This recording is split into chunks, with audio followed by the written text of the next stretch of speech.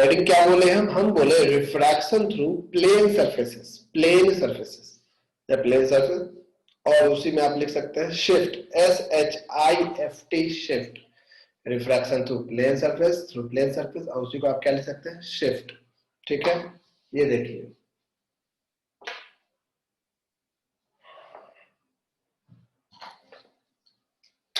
मान लीजिए कि यहां पे हमारा एक प्लेन सरफेस है, दिख रहा है ये प्लेन सरफेस जो दो मीडियम को बांटता है। ऊपर का मीडियम अगर हवा है तो हो सकता है नीचे का पानी हो सकता है नीचे का हवा हो तो ऊपर पानी हो।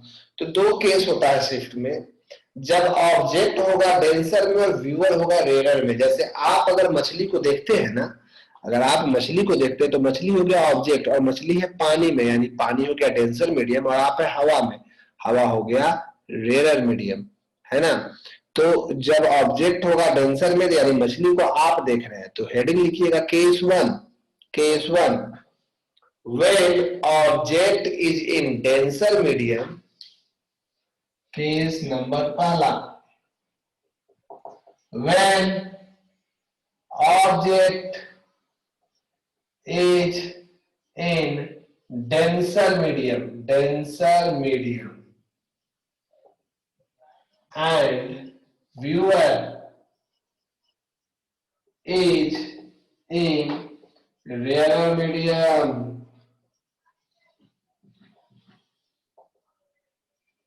When object is in denser medium and viewer is in rarer medium. आप मछली को देख रहे हैं, देखिए जब आप मछली को देखते हैं तो जो लाइट रे निकलेगा उसका एरो किधर होगा, लाइट रे मछली से निकलेगा कि आपकी आंखों से निकलेगा। तो आप सब जानते हैं कि अगर आप मछली को देख रहे हैं तो आप जिस चीज को देखते हैं उससे लाइट निकलना चाहिए, आपकी आंखों तक आना चाहिए। ठीक है, आपकी आंखों से थोड़ी टॉर्च है कि निकल गया सीधे जाकर उस पर स्ट्राइक किया, नहीं। आप अगर मछली को देख रहे हैं तो ऑब्जेक्ट हो गया मछली, हमेशा लाइट रे ऑब्जेक्ट से निकलेगा, ध्यान रखिएगा। तो ये देखिए कि आप है यहाँ पे मान लीजिए, अब यहां से एक रह गया, यहाँ पे मान लो ये पहला मीडियम है, ध्यान रखिए आप यहाँ नहीं है, मछली है, ध्यान रखिएगा पहला मीडियम जहां होता है उसको हम लोग उसका रिफ्रैक्टिव इंडेक्स को म्यू1 लिखते हैं, जहां ऑब्जेक्ट होता है हमेशा वही पहला मीडियम होगा। तो ऊपर में डेंसर मीडियम, ये पहला मीडियम है म्यू1, ये दूसरा मीडियम है म्यू2, ये मीडियम है डेंसर और ये मीडियम है रेयर।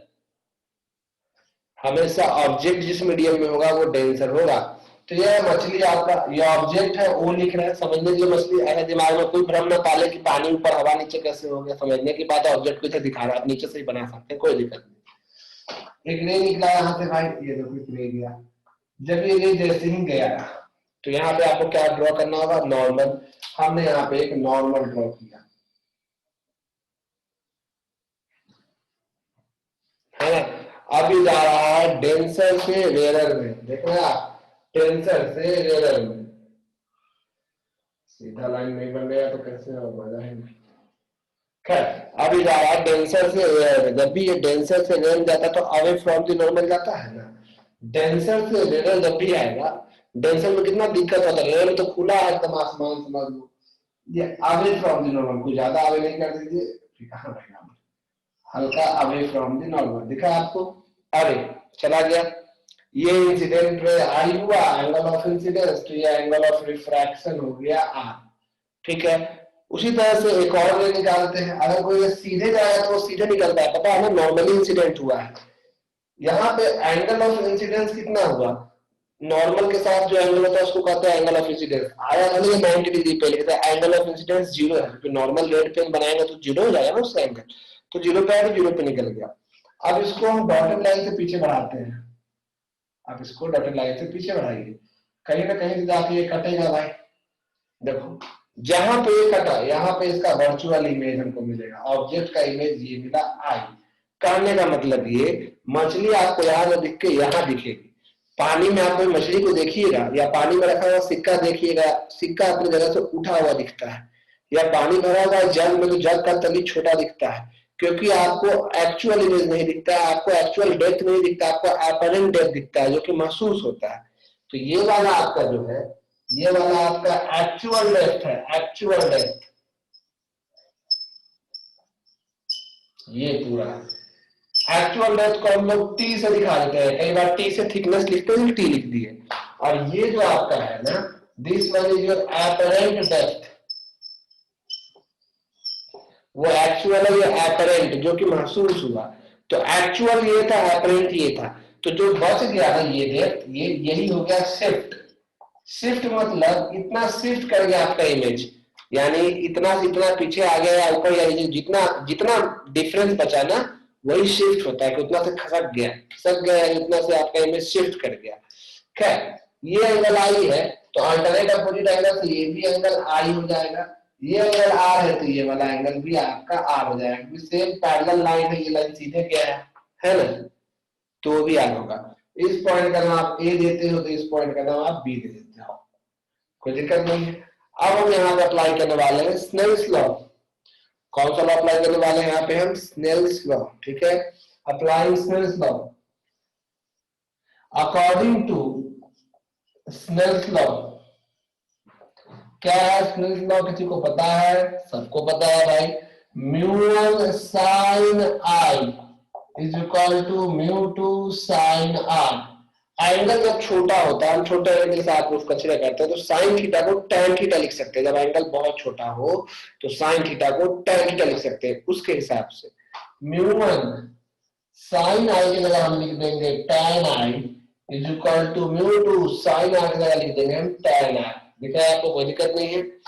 टैन थीटा इस ट्रायंगल में ओ ए बी में टैन आई यहाँ है, टैन थीटा होता है परपेंडिकुलर बाय बेस, हमेशा एंगल के सामने वाला परपेंडिकुलर होता है, एंगल के साथ वाला बेस होता है, ठीक है। तो म्यू1 टैन आई आपका हो जाएगा ए बी बाय ओ ए, दिख रहा है आपको, या ए ओ लिख दो, is equal to mu tan R आपका, टैन आर ये छोटा ट्रायंगल परपेंडिकुलर आपका ए बी बाय में ए आई लिख दो, ए बी कैंसिल, देखिएगा यहां से ए आई इज इक्वल टू कितना आया, म्यू2 बाय म्यू1 इनटू में ए ओ।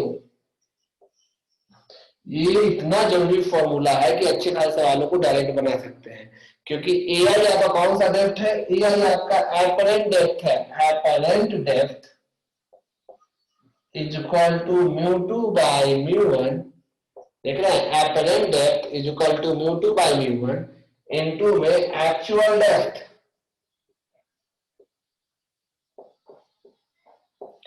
एपरेंट डेप्थ का फॉर्मूला हो गया, यानी आप चाहें तो आप डायरेक्ट लिख सकते हैं एपरेंट डेप्थ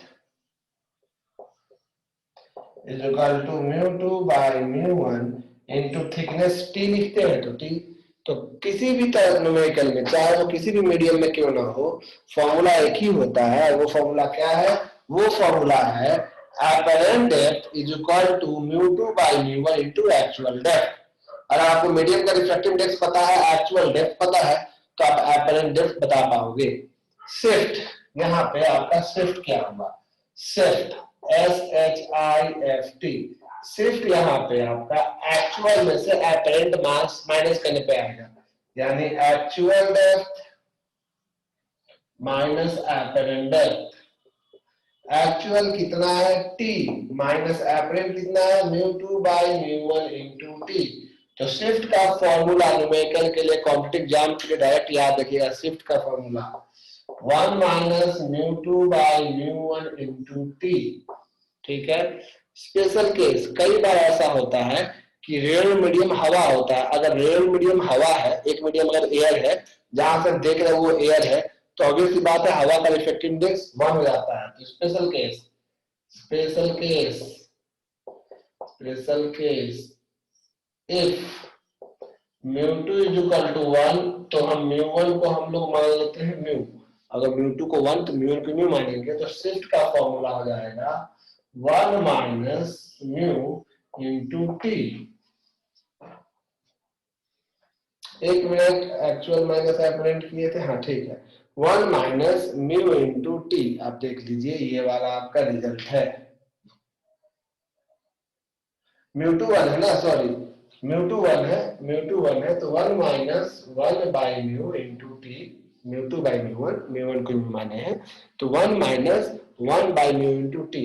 ये वाला फॉर्मूला याद कर लेंगे। और अज्ञात न्यूमेरिकल में जैसे कि आपके बोर्ड्स का एग्जाम में, जैसे कि मान लीजिए, आप समझिएगा न्यूमेरिकल कैसा, आप पढ़ाई कर रहे हैं घर में टेबल पे बैठ के, आपकी मम्मी लाई गिलास में दूध या पानी, शीशा गिलास में पानी, अब गिलास का पानी आप पी लिए, आप फिर रख दिए गिलास को अपनी कॉपी के ऊपर, तो ऊपर से देखते हैं तो आपको कॉपी का जो लेटर्स है लिखा हुआ वो थोड़ा उठा हुआ दिखेगा। वो कितना से शिफ्ट कर जाएगा लेटर, कितना इंच से या कितना सेंटीमीटर से। या घर में पेपर वेट, कई लोग ऑफिस में रखते हैं पेपर वेट, क्यूब के शेप में अगर पेपर वेट है, जिस क्यूब का हाइट दिया हुआ है 6 सेंटीमीटर, उस क्यूब को अगर एक कॉपी को रख दिए, आप शीशा क्यूब देखे है ना, तो रख दिया, आप ऊपर से देखिएगा तो आपको लेटर कितना उठा हुआ दिखेगा, ये सब सवाल आता है। तो लेटर का शिफ्ट पूछा है, तो म्यू मतलब ग्लास का बना हुआ है वो क्यूब, तो ग्लास का तो रिफ्रैक्टिव इंडेक्स दिया हुआ होगा 1.5, और थिकनेस पता है उसका 6 सेंटीमीटर। सीधे आप पुट करेंगे, सीधे आंसर आ जाएगा कि इतना शिफ्ट हो जाएगा।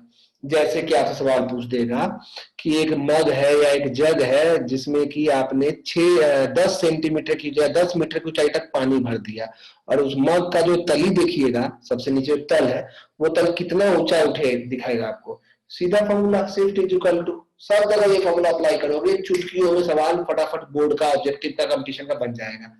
क्योंकि आप है व्यूअर, आप हवा से देख रहे हैं और लाइट आ रहा है डेंसर से होते हुए, ठीक है ना। जैसे कि अब सामने एक, कंफ्यूज नहीं होना है, अगर आप ये समझ पा रहे हो तो मान लो यहाँ पे एक रखा हुआ है ऑब्जेक्ट, बीच में एक मोटा सा ग्लास शीट दे दिया, आप इधर से देखिएगा तो कितना आगे या पीछे दिखेगा। यहाँ पे एक शीट दे दिया, यहाँ से देख रहे हैं आप, दिख रहा है ना, तो आपको लगेगा ये भी तो हवा में, ये भी तो हवा में, आप देख रहे वो मत, ये बीच में आने वाला, तो मीडियम बीच में आने वाला है ये, तो ये डेंसर मीडियम आने वाला, तो ये शिफ्ट करवाएगा, तो ये हवा बना, लेकिन लाइट तो कैसे गुजरना है ना, इसके चलते शिफ्ट होगा, तो यही वाला फॉर्मूला डाल देना है। हाँ, वैसे सवालों में आपको थोड़ा सा कष्ट होगा, जो कि आपको हम बनवाएंगे आज। जैसे क्या हुआ कि आपकी मम्मी ने आपको दिया एक गिलास, आपको मस्ती सूझा, आप उसमें थोड़ा सा डाल दिए पानी, इतना डाल दिए पानी, और उसके ऊपर इतना और डाल दिए ऑयल, तो ऑयल तो पानी से हल्का होता है, तो पानी नीचे आएगा, ऑयल ऊपर जाएगा। अब लेटर को देखेंगे तो वहां पे शिफ्ट एक बार नहीं, शिफ्ट कितनी बार होगा, 2 बार। एक बार होगा ड्यू टू वाटर, एक बार होगा ड्यू टू ऑयल। तो हल्का हल्का समझ में आ रहा है, ज्यादा परेशान नहीं होना, सब सवाल बनेगा फटाफट, घबरा नहीं। तो ये आपको बेसिक था, आपको उसका फोटो भेज दे रहे हैं और अभी केस 2 करने जा रहे हैं, ये फॉर्मूला याद रखिएगा। साइन को tan क्योंकि गौरव देखो, हाइपोटेन्यूज बना पाना हर जगह पॉसिबल नहीं होता, और कोई भी प्रूफ हम लोग करेंगे तो छोटे एंगल्स के लिए करेंगे, तो tan लेके अप्रॉक्स प्रूफ करते हैं, क्योंकि यहाँ पे ऑलमोस्ट रिजल्ट सेम आता है, इसीलिए tan से रिजल्ट शो करना आसानी होता है। इसलिए हर जगह हम लोग साइन को tan करेंगे, क्योंकि छोटे एंगल में साइन 0 0 tan 0 0, लेकिन cos 0 1 हो जाता है। साइन को tan कर सकते हैं, tan को साइन कर सकते हैं, cos मत कर दीजिएगा।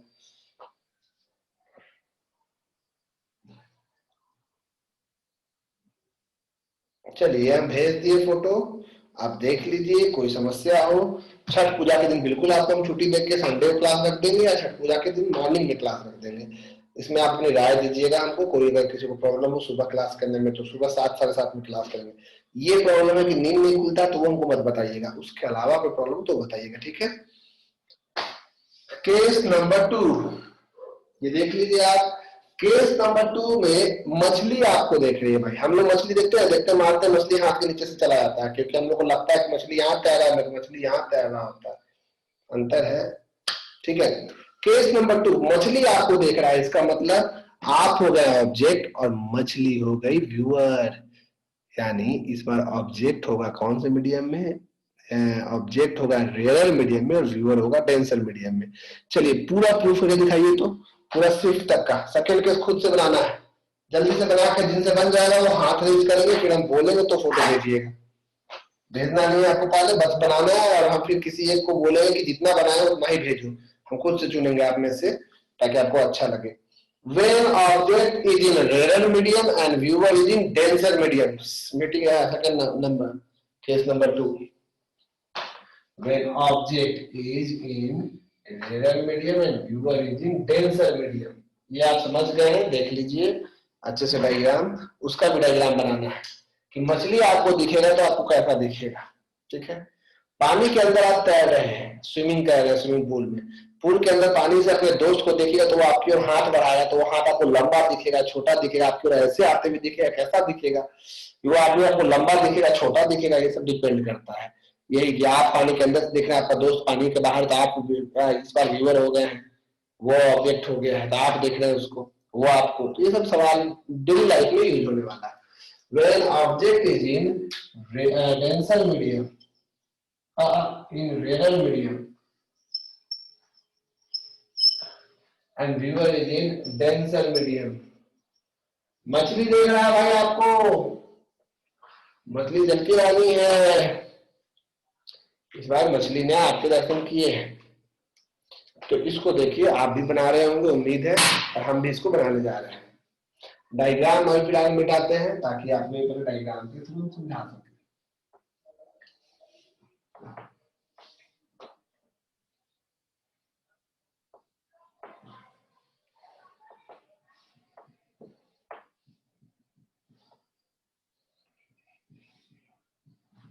हमेशा ऑब्जेक्ट को ही पहला मीडियम मानिएगा।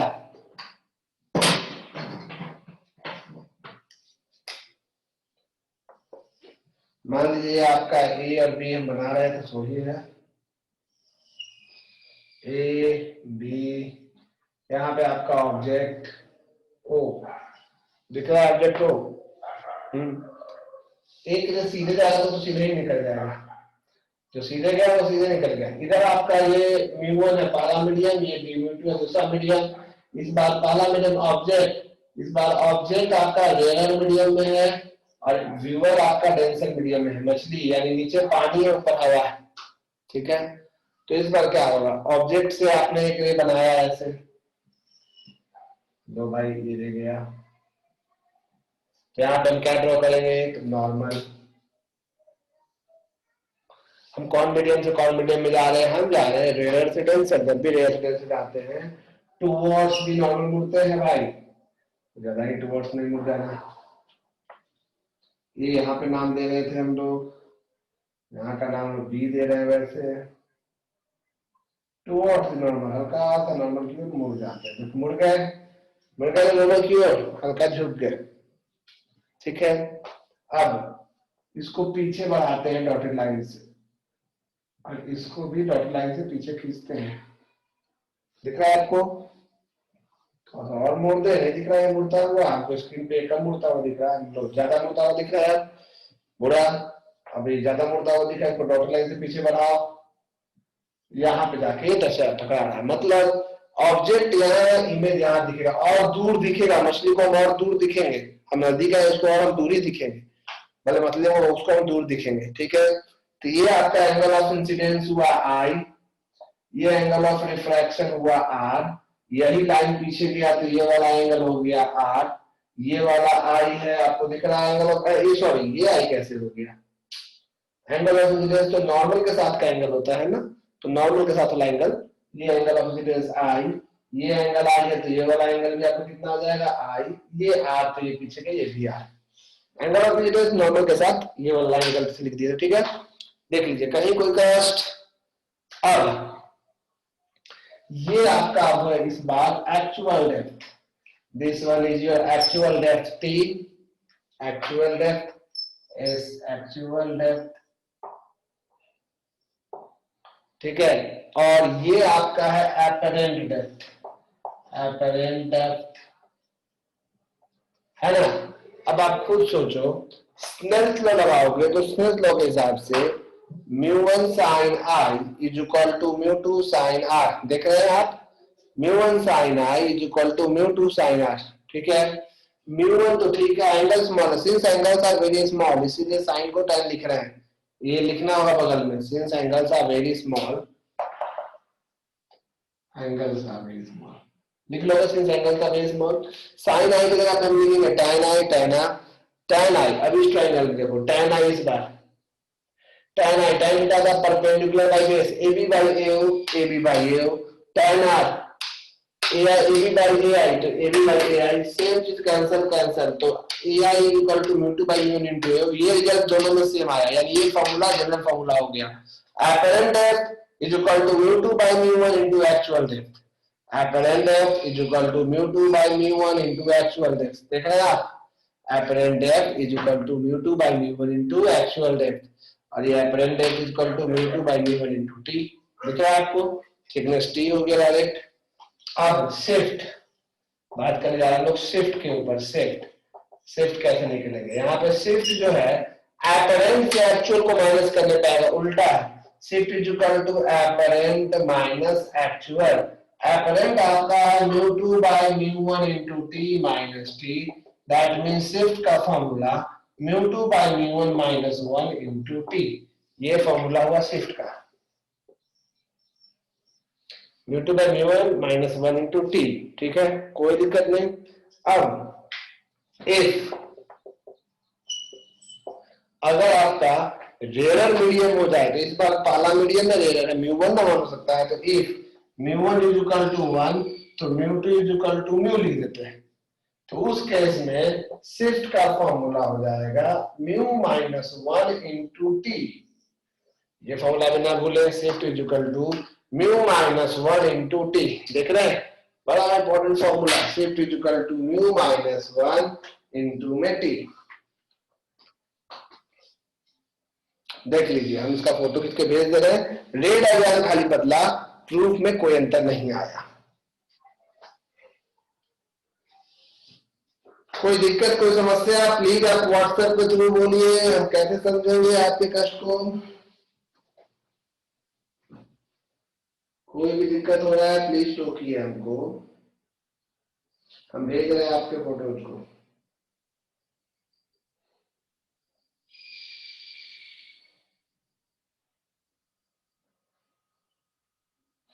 अतुल ने कहा शिफ्ट, ओके अतुल शिफ्ट बता देते हैं। अभी तक कनेक्ट नहीं हुआ, डिम्पल हो जाना चाहिए था। कई लोग का नेटवर्क इशू होगा आज, 11th में भी हुआ है, तो रिकॉर्डिंग इसलिए कर रहे हैं कि अपलोड कर सके हम इसको। अभी तो वेव और ये सब आया भी नहीं है आपका ठीक से। ठीक है, हाँ शिफ्ट अतुल पूछा। शिफ्ट देखो यहां से यहाँ, ये था ऑब्जेक्ट यहाँ था, इमेज यहाँ चला गया, तो शिफ्ट आपका ये ना होगा, ये ना शिफ्ट हुआ, जितना मूव कर गया ऊपर चाहे नीचे, तो ये शिफ्ट कैसे निकलेगा? तो ये था एपरेंट डेप्थ। हमेशा हाथ डेप्थ यहाँ से लेंगे ना, जहां से आपका मीडियम बदल रहा है, पोल जिसको आप कहते हैं कर्वेचर वाले में, वही पोल तो है वो एक तरह से जहां तक। तो ये वाला हाइट एक्चुअल है, ये वाला हाइट एपरेंट है, तो एपरेंट से एक्चुअल घटाएंगे तब नहीं मिलेगा। तो ये फॉर्मूला आपका हो गया, देख लो शिफ्ट हो गया कंप्लीट। कहीं कोई दिक्कत, कहीं कोई समस्या? ध्यान से, आप 11th के लिए नहीं पढ़ रहे हैं, आप बोर्ड्स के लिए पढ़ रहे हैं, मजबूरी है आपको सब कुछ सीखना, बोर्ड से आपका।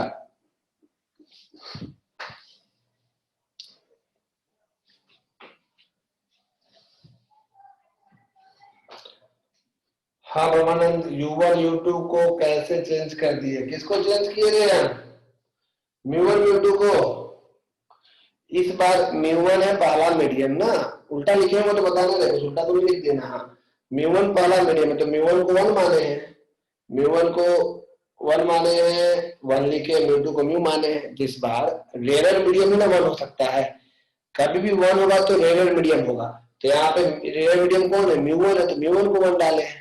इस बार आपका ऑब्जेक्ट जो है वो रेयर मीडियम में था, समझे? और बोलिए, और सुन रहे हैं हम।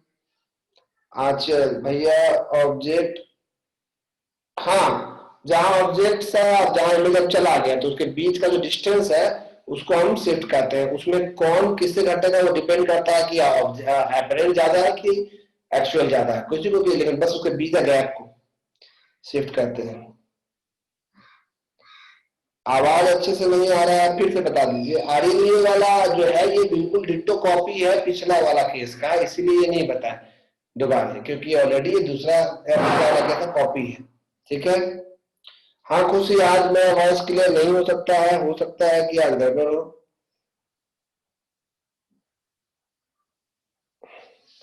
म्यू और म्यू को चेंज क्यों करना है? कहाँ चेंज किए हैं? म्यू बाय म्यू तो है, मेन फॉर्मूला ये है। अगर स्पेशल केस में बोलने कि अगर ऐसा हो तो डायरेक्ट फॉर्मूला रटने के लिए, एग्जाम के लिए रटने के लिए डायरेक्ट बोले, अगर एक मीडियम हवा ही है सवाल में तो सीधे आगे बना लेगा। हाँ आज मेरा वॉइस क्लियर नहीं है, कितने लोगों को मेरा वॉइस क्लियर नहीं आ रहा है वो बता दें हाथ उठा के, या मेरा वीडियो पूरा खराब हो रहा है, वो बिल्कुल भी समझ नहीं आ रहा है, याद है गड़बड़? बादल वादल किए हुए हैं, हमारे घर से क्लास ले रहे हैं, नेटवर्क का इशू हो सकता है। कितने लोग हैं वैसे? हाथ उठाएंगे? खुशी रानी, आवाज जा ही नहीं रहा हो तो कैसे उठाएंगे वो लोग यहाँ? कोई नहीं। हाँ, आर्यन जायसवाल को दिक्कत है एक, और किसको दिक्कत है? किसी को? अच्छा, मस्त नेटवर्क भैया, थैंक यू गौरव, अच्छा लगता है गौरव सुन के। ये श्रुति का प्रॉब्लम है थोड़ा सा, और आर्यन का, बस दो ही लोग को प्रॉब्लम है ना? आवाज आ रहा है लेकिन नेटवर्क थोड़ा सा गड़बड़ रहा है। ओके ठीक है, आज भर के लिए थोड़ा बहुत दिक्कत हुआ तो अगले दिन से हम फिर चले जाएंगे। हम सोचते हैं कि घर पे ठीक है, वहां जाते हैं तो फिर देख, तो दूर है, कोचिंग जाना कष्ट है ना। लेकिन अगर आपको अगर आप बाकी दिन ठीक रहता है, सिर्फ आज ही गड़बड़ है, यानी मेरे लोकेशन में प्रॉब्लम है, अगर ऐसा कुछ है तो, बल्कि मेरा तो पूरा का पूरा नेटवर्क दिखा रहा है कंप्लीट, फिर भी ऐसा है तो प्रॉब्लम है। चलिए, शिफ्ट पे वेस्ट कुछ न्यूमेरिकल देखते हैं। 2-3 लोगों को ही प्रॉब्लम है, इसलिए हम ज्यादा परेशान नहीं हो रहे। ज्यादा लोग को प्रॉब्लम होता तो हमको परेशानी होता तो हम क्लास ही रोक देते आज का, या कुछ करते। कोई बात नहीं, अगले मीटिंग में कहीं ठीक से हो जाए।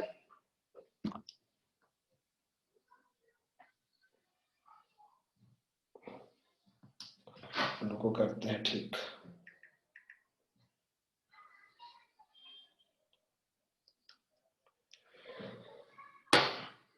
मस्त है आर्यन, ये कह रहा है मस्त है, थैंक यू आर्यन, काफी लोगों ने मेरी तारीफ की नेटवर्क की, हम उससे अभिभूत हो गए हैं, हमको बहुत अच्छा लगा है, धन्यवाद, थैंक यू, आप लोग मेरा हौसला अफजाई किए इसके लिए। तो आज इतना आपको शिफ्ट समझ में आया है, और उसको यूज कैसे करते हैं। जिनको ना भी समझ में आया हो वो डायरेक्ट फॉर्मूला ये भी याद रखेंगे, apparent depth is equal to μ2 by μ1 into actual depth. Formula ये जो है, यहाँ तक अपरेंट मीडियम कोई भी क्यों ना हो, क्या फॉर्मूला बोले हम? Apparent depth is equal to μ2 by μ1 into actual depth. Formula याद हो गया, apparent depth is equal to μ2 by μ1 into actual depth. ठीक है, तो अब आपको हम एक सवाल लिखवाने जा रहे हैं, वो सवाल आप ध्यान से लिखिए। ठीक है, आप देख रहे होंगे कि आपके स्क्रीन पे दिख रहा होगा एक्सेल का एक बुक, ये 11th का है, और 11th वाले में ही लाइट है। आपका लाइट जो चैप्टर है ना, वो 11th वाले में ही है, इसीलिए चैप्टर नंबर आपका देखो 11th वाले बुक में देखिएगा ना, चैप्टर 18 ज्योमेट्रिकल ऑप्टिक्स, ये है आपको अभी पढ़ाई हो रहा है। जो ज्योमेट्रिकल ऑप्टिक्स में आप सीख रहे हो, अभी काफी कुछ सीखना है हम लोग को, पूरा लंबा चौड़ा कॉन्सेप्ट। अभी आपको स्क्रीन पे क्वेश्चन दिख रहा होगा, डायग्राम भी हम बना दिए हैं, इसमें बना हुआ डायग्राम को भी हम छुपा दे रहे हैं। जब क्वेश्चन में डायग्राम नहीं, एग्जाम्पल है वर्मा जी का, तो आपको स्क्रीन पे डायग्राम न दिखे वो बेहतर है। आप लोग तो खैर चुटका करने में माहिर है, लेकिन आपको ये खुद से समझना है। A point object O is placed in front of a transparent slab. ये आपने बोर्ड में लगाया तो बना के भी दिखाना पड़ेगा। A point object O is placed in front of a transparent slab at a distance x from its closure surface. From its closure surface, ठीक है? It is seen from the other side of the slab by light incident nearly normally to the slab. The thickness of the slab is T and its refractive index is mu. Show that show कर दिया, पूछा नहीं, show that दिखाने बोला, show that the apparent shift in the position of the object is independent of x. क्या आप question देख लिए? ये वर्मा जी का क्वेश्चन था, इसका आंसर आपको ये दिख रहा होगा, t इंटू 1/(1/μ), जो कि आपको आंसर पहले से पता है, फिर भी क्वेश्चन एक बार देख लीजिए, कई लोग का मैसेज आ रहा है कि नहीं देख पाए। ओके, एक मिनट, ये देखो क्वेश्चन नंबर ये, ठीक है, क्वेश्चन ये, a point object O, Dimple का कनेक्ट नहीं हो रहा है, कोई बात नहीं डिम्पल, तो मैं रिकॉर्डिंग आज हम डाल देंगे, उसमें जरूर देख लेना, ठीक है।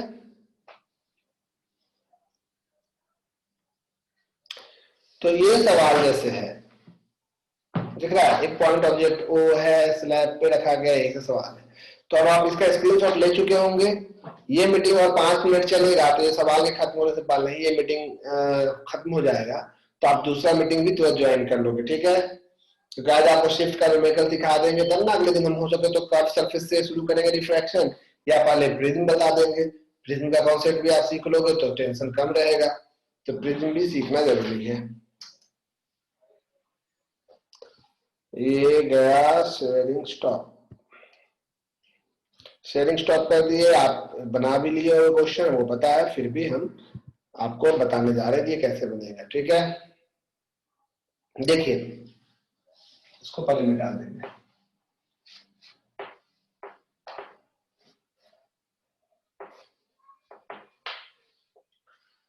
इस सवाल को सीखना है और इस जैसे बाकी सवाल को भी सीखना है, तो आपको अगला मीटिंग में रहना होगा, ठीक है।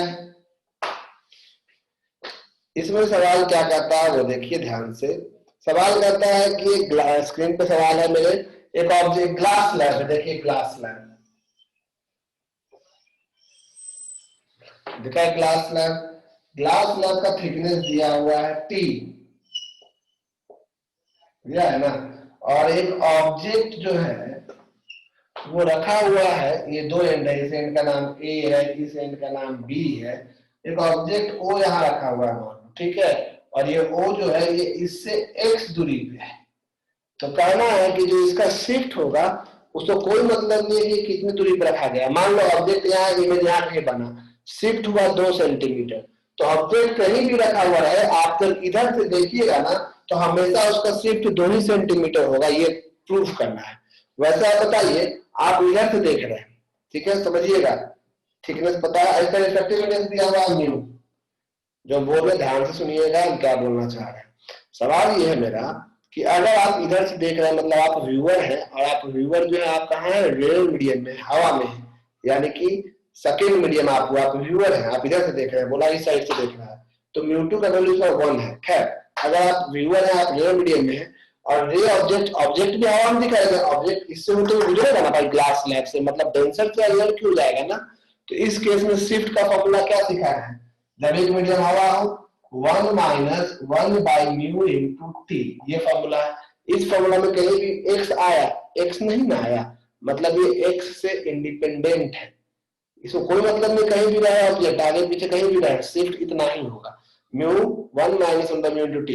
तो अगर एग्जाम में कॉम्पिटिटिव एग्जाम में ऑब्जेक्टिव आता है तो आप सीधे 4 ऑप्शन में से ऑप्शन देख के मार दीजिएगा, 1 मार्क्स में आया आंसर तो लिख दीजिएगा, लेकिन शो करने को कि प्रूफ करो, दिखाओ।